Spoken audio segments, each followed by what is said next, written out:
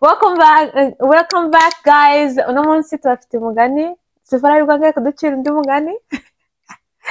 I can't wait. So umugani manu nuwe ujya kuducira. Nuwe mpyisi n'imbongo na bakame. Mpyisi n'imbongo na bakame. Okay. Byagenze bite? Hibereyeho hiberaho intare. Impyisi. Sorry. Habayeho impyisi na bakame n'imbongo. Noneho bibaho byose birabyara. Bigira abana. Bimaze kugira abana muri icyo gihugu zari zirimo haza gutera inzara. Hateye inzara bakame kubera yarazisumbye ubwenge arazoshya. Ati rero mureke turya abana banyu nitumara abanyu tuzikuza abanjye. Ngwii zirikiriza babanza kurya abana b'impongo. Barabarya nawe n'igihugu kirimo inzara barabamara. Ati rero mukazana n'abanyu natwe tukabarya. Baryaho rero barya n'abana ba mpyisi. Ariko impyisi ikaba ariyo ifite imbaraga gusumbya ibindi byose. Bakame ikayisumbya kugira ubwenge, ariko impyisi ikaba ariyo ifite imbaraga. Rero birangije barya abana b'impyisi barabamara. Bamaze kubamara baravuga ati rero bakame nawe ukazana abawe tukabarya. Bakame ati nimuretse ndabazana mu barye.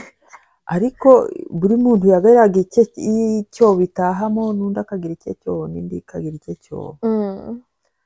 Noneho rero aho bahuriye mu nzira bakame iragenda iravuga ati reka da wowe mpyisi ufite ikibuno kinini.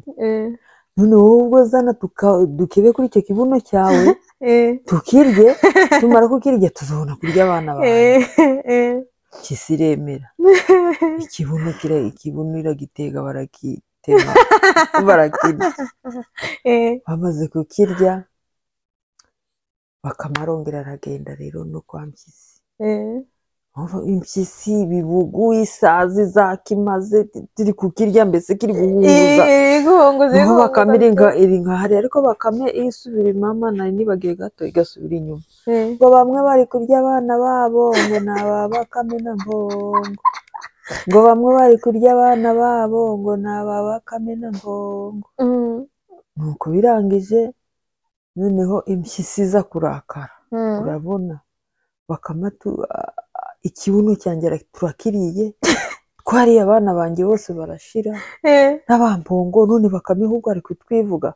Bakame ikagenda yicara nka hariya ngo ikabareba nyine ukuntu iri guhunguza isazi, ngo impyisi isazi igiye kuzica. Nuko bakame impyisi biragiye ifata umurizo wa bakame. Bimaze kuwufata bakame ati mpyisi ufashe ahataryoha, fata hano ufashe ahataryoha. Bari kugira ngo yirekure yirohe muri wa mwobo yigende.